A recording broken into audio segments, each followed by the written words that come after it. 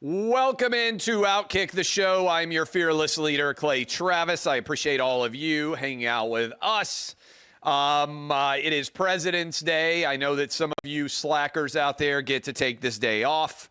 I tend to be a President's Day worker, although bit of an argument that I have been making for at least a decade now.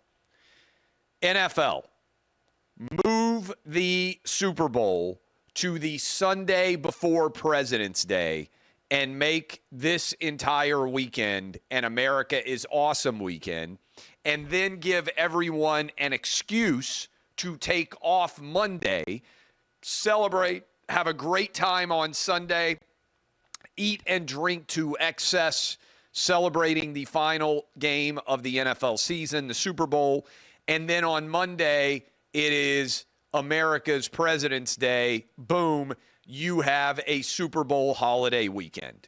Am I a genius? Maybe. Should this become one of the most fun weekends in all of American sports? Yes. I also would love to wave my magic wand and make a lot of you get sick. A lot of you out there always have this happen. The opening Thursday, Friday, Saturday, Sunday of the NCAA tournament, a holiday weekend as well. I may be taking those days off to watch games because the one thing I don't like, I love the time slot compared to early morning, but it's tough for me to be live on the air when the NCAA tournament is going on that Thursday, Friday. So maybe I'll take those days off. We'll see what happens. In the meantime, Prize Picks. Best place to win cash while watching your favorite players during the game, Saturday night, events that just passed, whatever is going on, you can get hooked up right now at Prize Picks. Whether you like Major League Baseball, whether you like college basketball, whether you like the NBA, or if you're like me and you love football more than anything else, you can go ahead and get signed up and be ready when the season comes back around. You can download the app today. Use my name, Clay, as well as OutKick to get $50 instantly after you play your first $5 lineup. That is, go to Prize Picks. Use code OutKick. You get $50 when you play $5. Love Prize Picks. 13 million people have signed up. You can play in Florida. You can play in Georgia. You can play in California. You can play in Texas. 40-ish states out there. Make sure that you sign up. You will love it. I'm headed to Florida on Wednesday.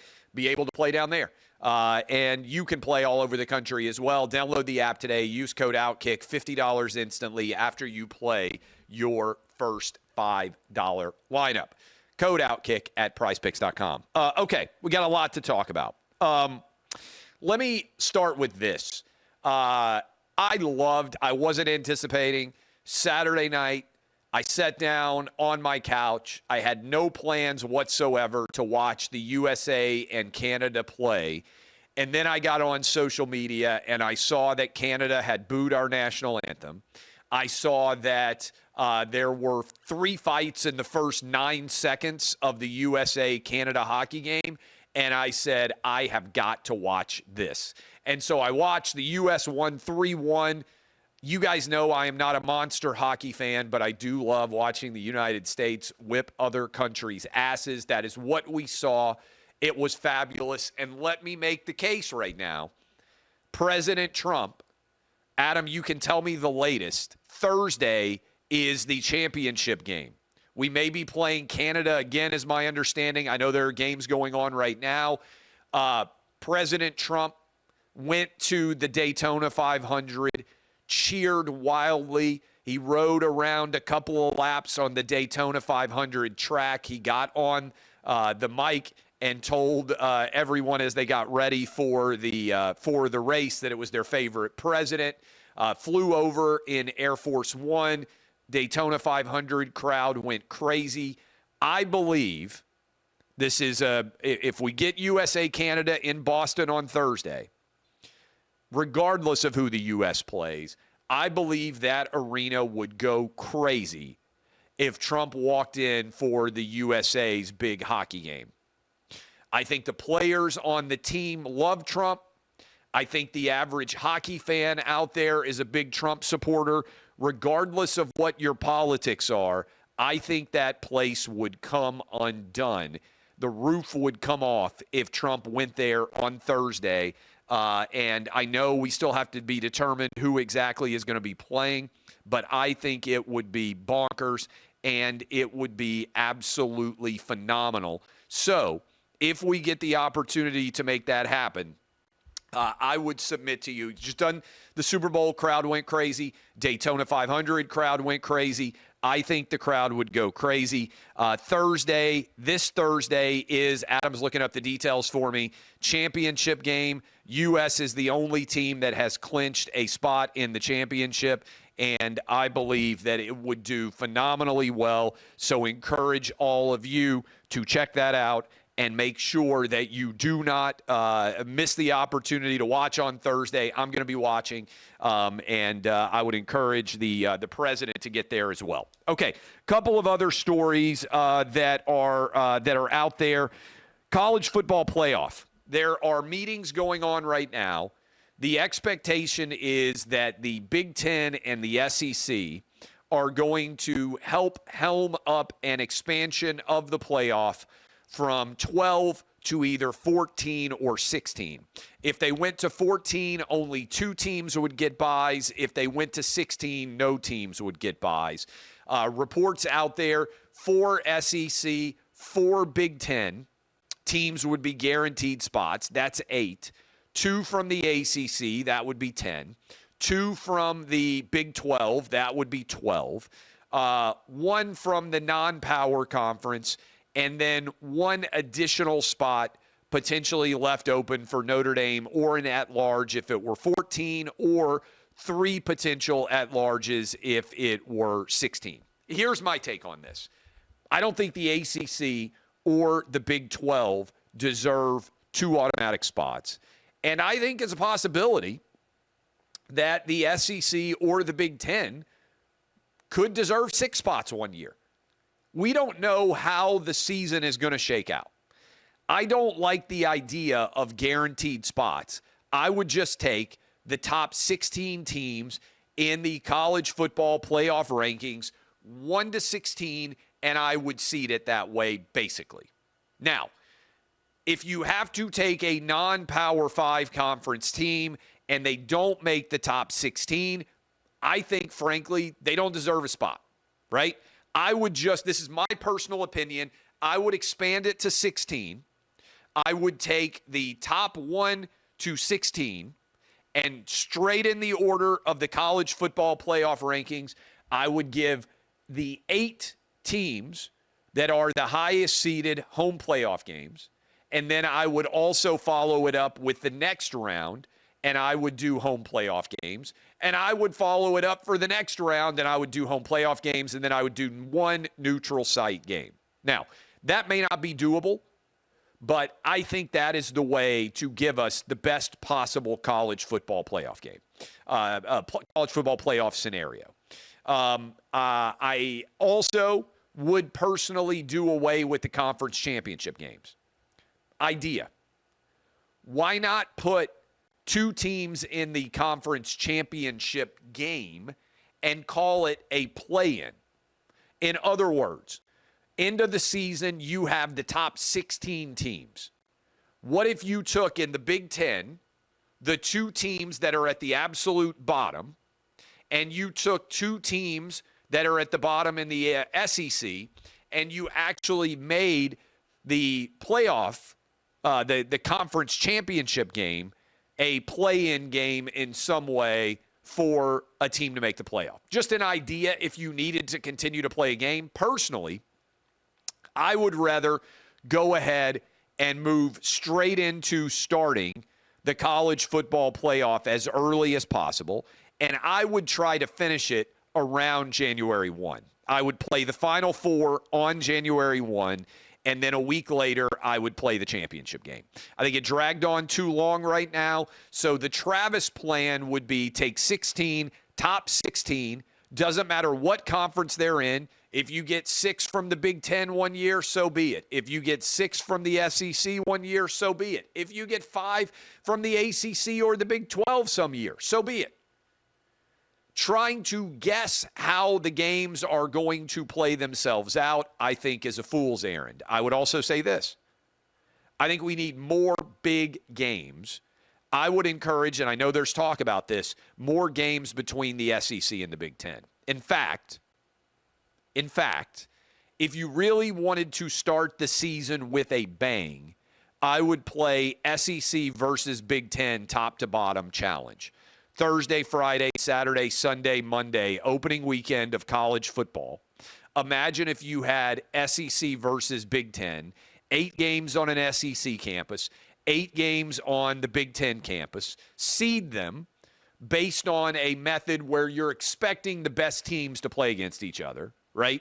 We don't need to see Ohio State play Mississippi State. We don't need to see Alabama play Purdue. Sorry for fans out there.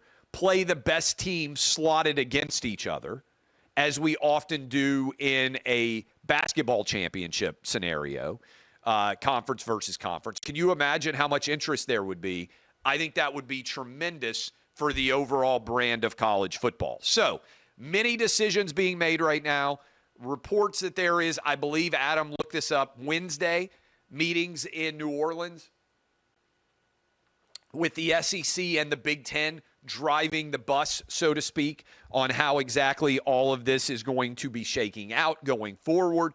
Generational decisions being made about the future of college football.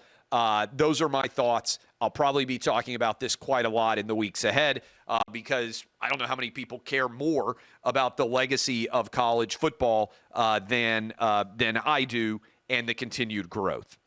Okay, one more sports story before we dive into a lot of big stories that are out there in the world of free speech, believe it or not. The NBA had its All-Star game this weekend, and all of a sudden, everybody is telling you what I have been telling you for 5 years. That is that the NBA has completely lit its brand on fire.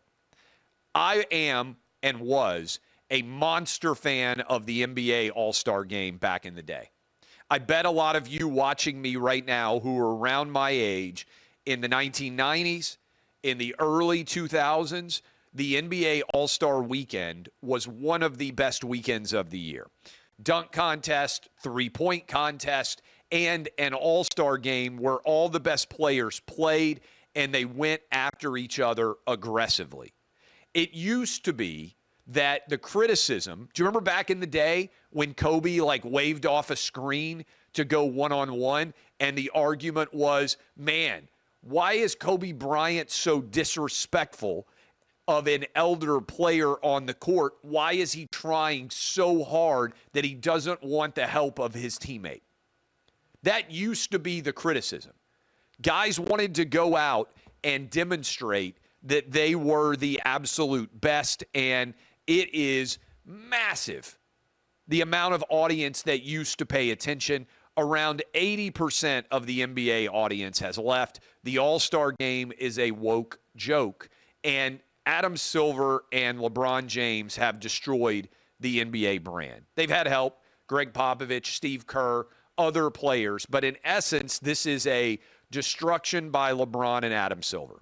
I believe Adam Silver, in terms of brand, is the single worst commissioner that we've ever seen of a major sports league in my life. Now, some people are going to push back. I saw my buddy Colin Cowherd said, hey, they got 11 years, $75 billion, whatever the math is. The league is fine.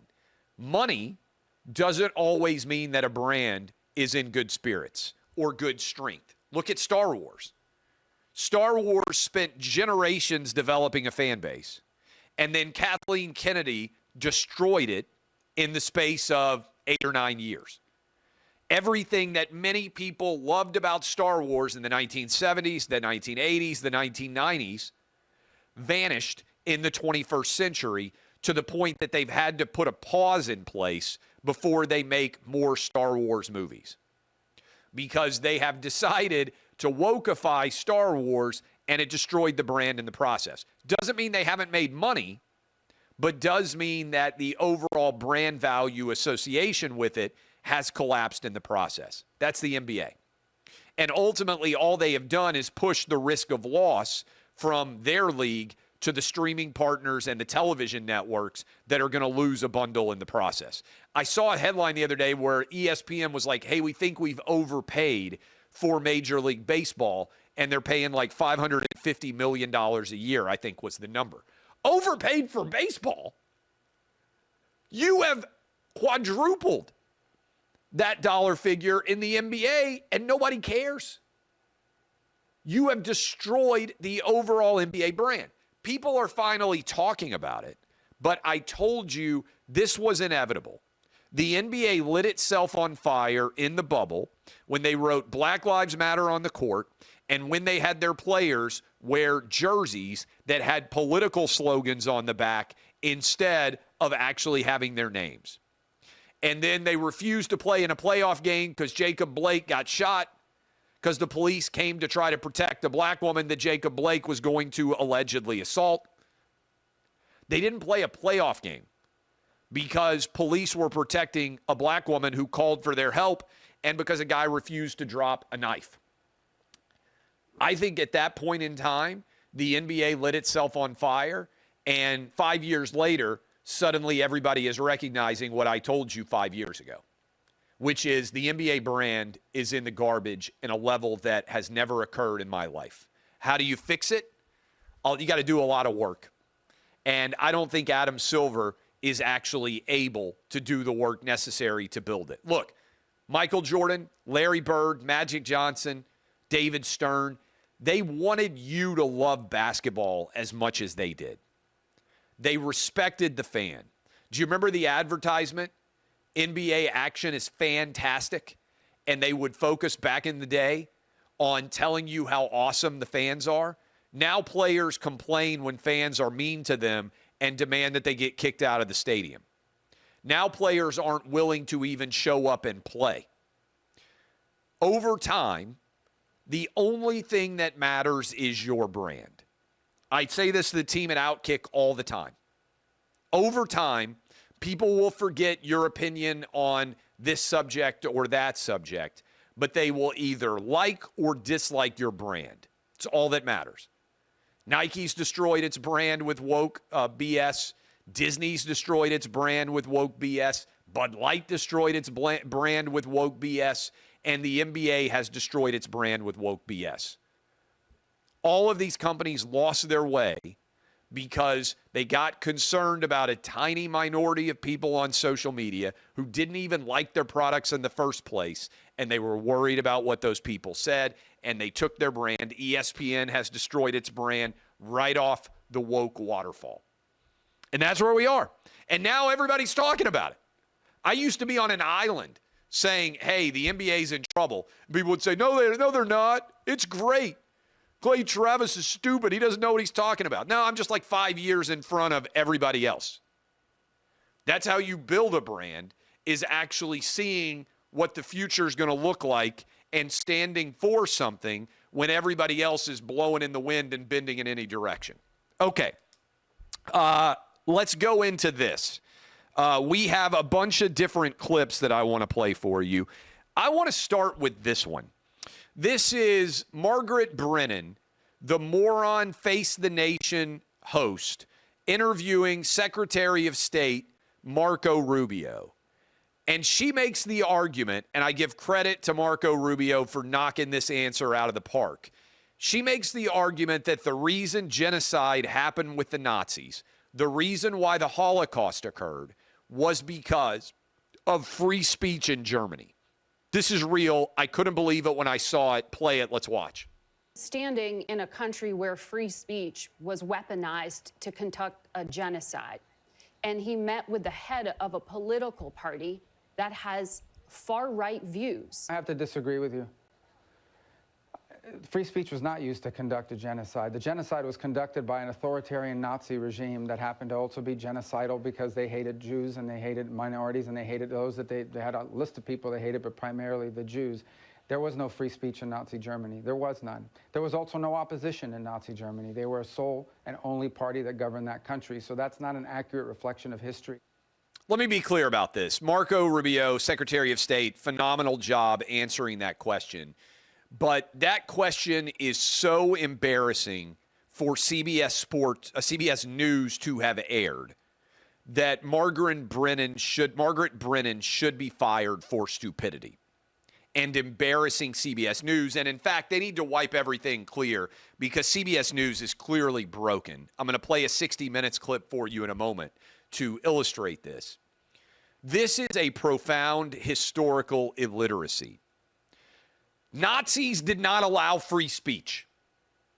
There was no robust marketplace of ideas when the SS were showing up on your door and dragging you out of your house if you did not show enough fondness, respect, and allegiance to Adolf Hitler.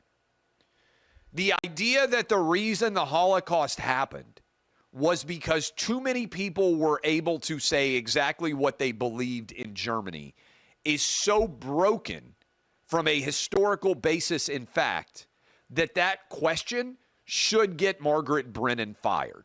Because it's not only Margaret Brennan, it's illustrative of the profoundly broken news culture at CBS.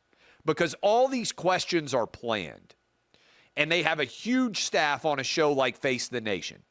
And nobody raised their hand when they said, hey, we got the Secretary of State, Marco Rubio, on. What should we ask him? Oh, we should ask him about J.D. Vance's speech advocating for free speech and point out that the reason the Holocaust occurred and the genocide of the Jews occurred during World War II was because there was too much free speech in Germany.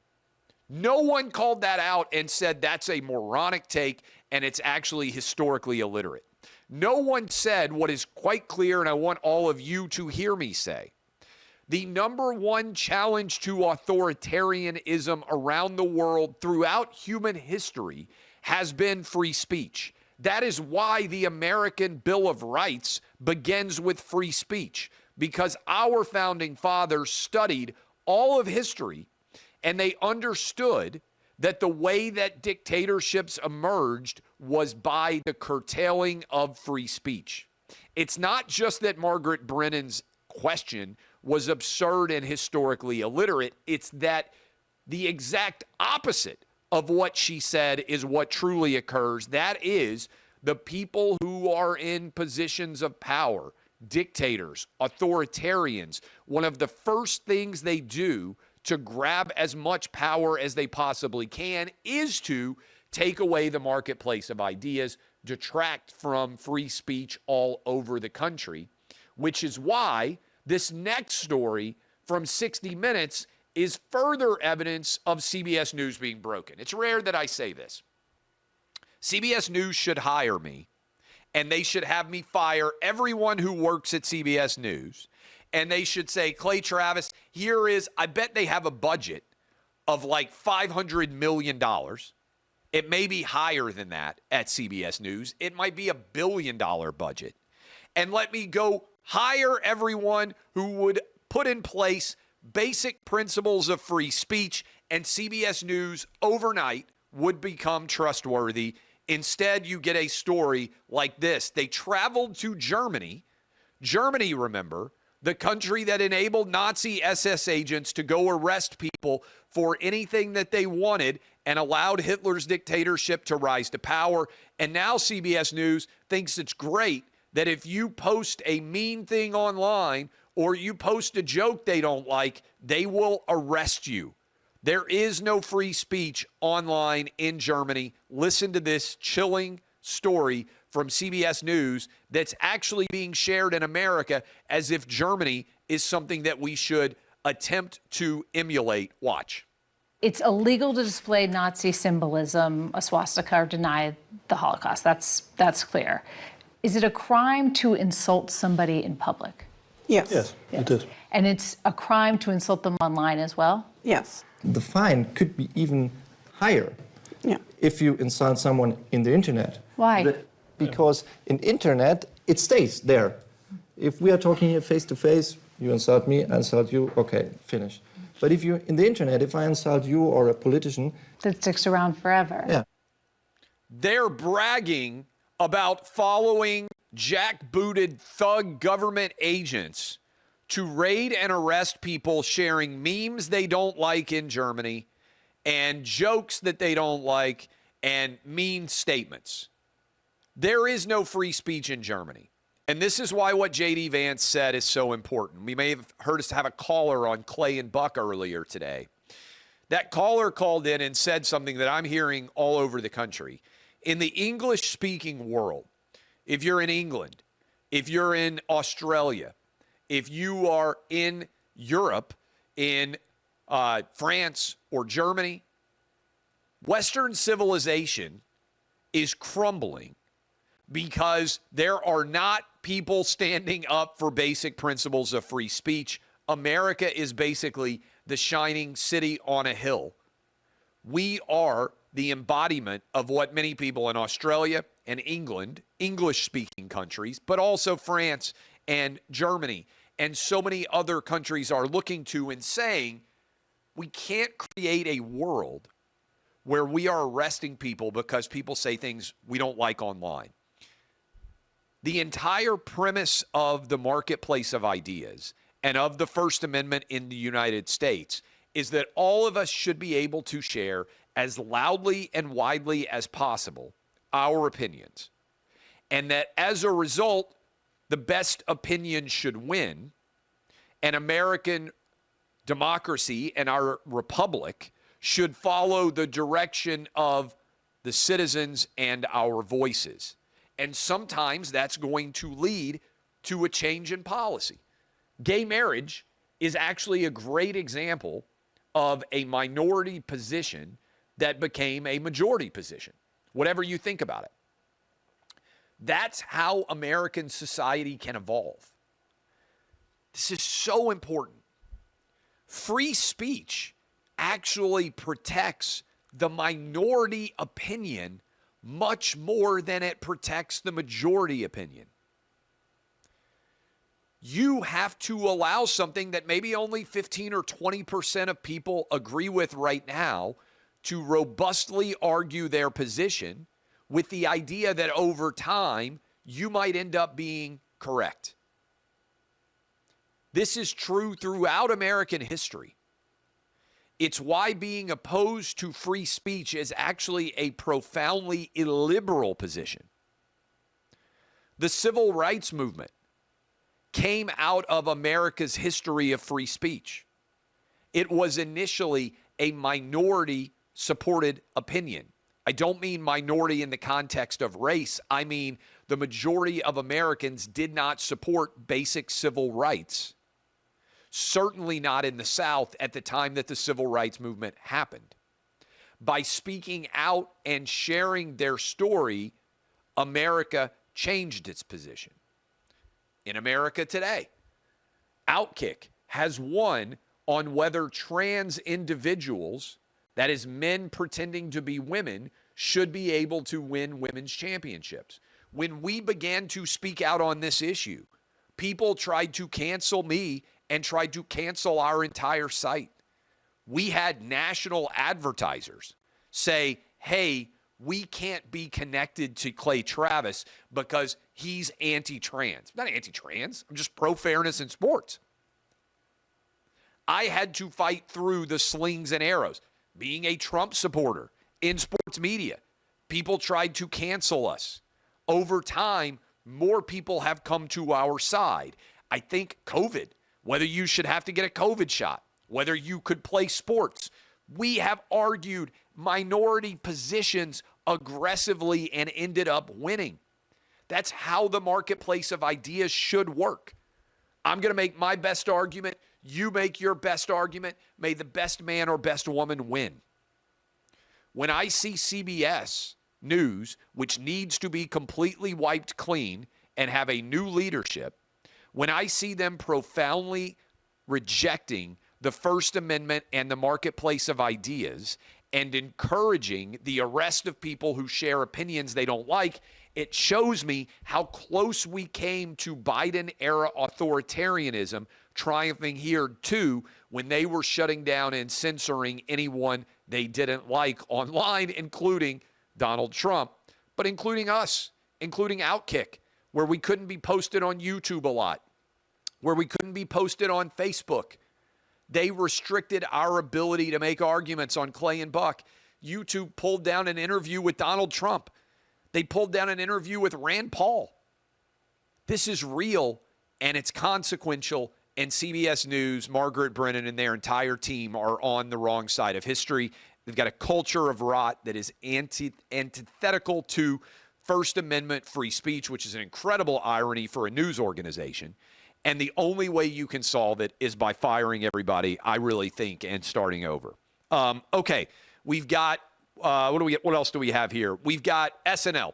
I watched the SNL 50-year anniversary special last night for a little while. Then I turned to my wife and I said, I'm barely laughing. You watch this and let me know if there's anything else I should see. But I was watching live when Tom Hanks came out for a Black Jeopardy skit and wearing a MAGA hat, pretended that he was afraid to shake the hand of a black man. Watch this clip. I think we have the audio and we have a still photo because they're worried about copyright violations. But here is what was said. Go watch this and then I'll react. Oh, well, thank you. Hey, now speaking of church, can I say something? If more folks went to church, we wouldn't be in this mess we're in now. You know what? I agree with you, Doug. I'd like to shake your hand, sir. Here we go. No, Oh, no. Like that. Oh, no. It's just a handshake. Yeah, it's just a handshake. Yeah, all right. You're welcome in Black Jeopardy anytime. Oh, well, all right. Well, thank you, my brother. Maybe I'll start a show for you to come on, and we'll call it What Jeopardy? No. We don't need it. We don't need it. Okay, that's supposed to be Tom Hanks, America's most lovable actor, and completely ridiculing half of the country, at least, and claiming that Trump supporters are super racist and don't want to shake hands with black people. Now, let me say this.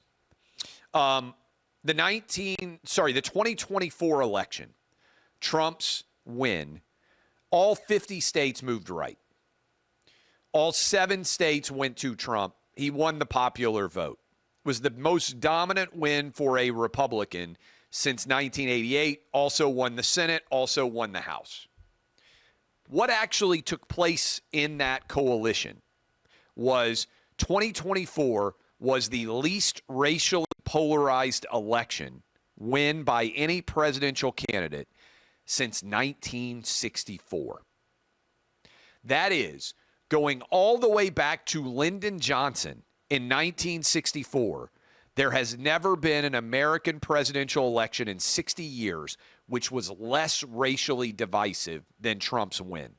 Black, white, Asian, Hispanic people had more in common collectively together voting for Trump than has ever occurred in the last 60 years in this country.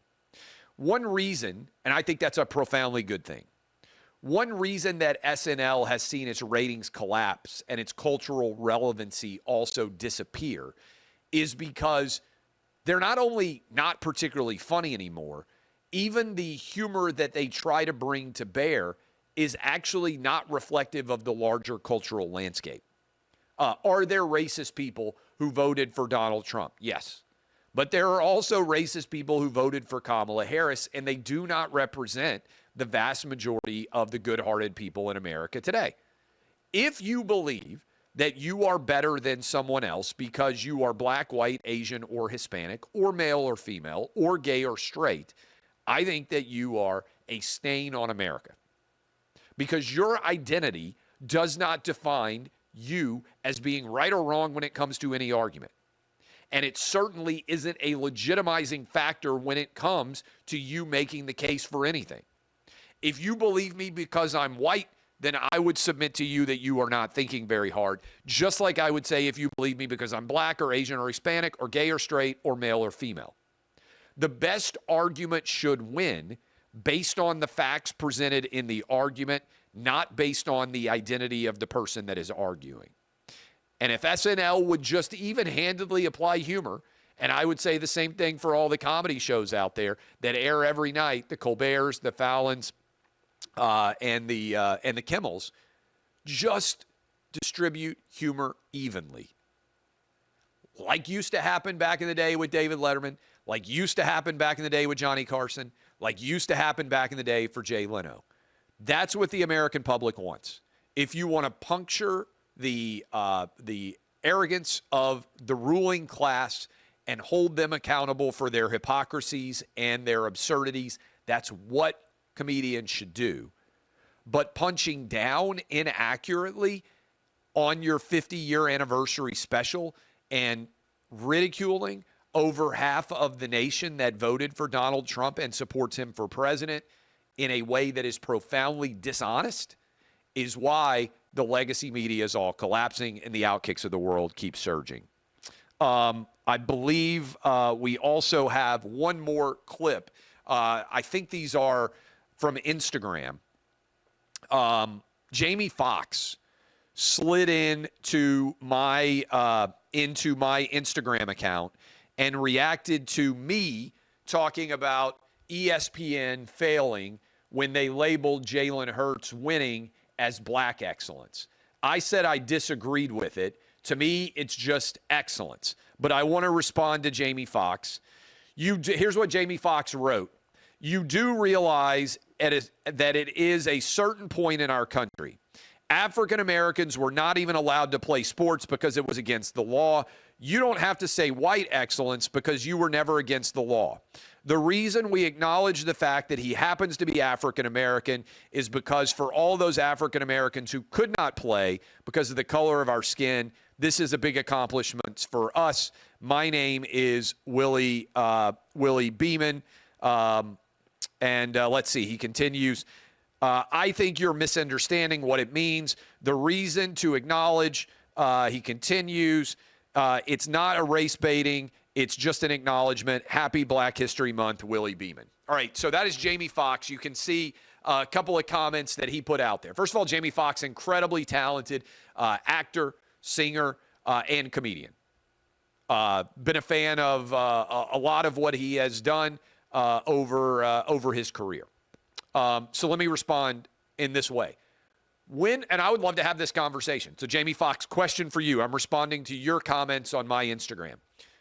When and how many black quarterbacks need to win the Super Bowl in order for black excellence to not be a standard to acknowledge and merely credit excellence? Question. You now have had Patrick Mahomes win 3 Super Bowls. You have had Jalen Hurts just win a Super Bowl. You have had Russell Wilson win a Super Bowl, and frankly, should have been 2 Super Bowls if Pete Carroll had given the ball to Marshawn Lynch on the goal line against the Patriots. You also, obviously, back in the day, had Doug Williams win. Let's leave aside Doug Williams for right now. Since black quarterbacks began to be drafted, I believe the number is, I wrote about this recently, I think it's 27 black quarterbacks have been drafted in the first round. There also have been, since 1999, at least 3 going in like the top 11. 1999 was a long time ago, 25 years ago. It's not uncommon for a black quarterback to win the Super Bowl.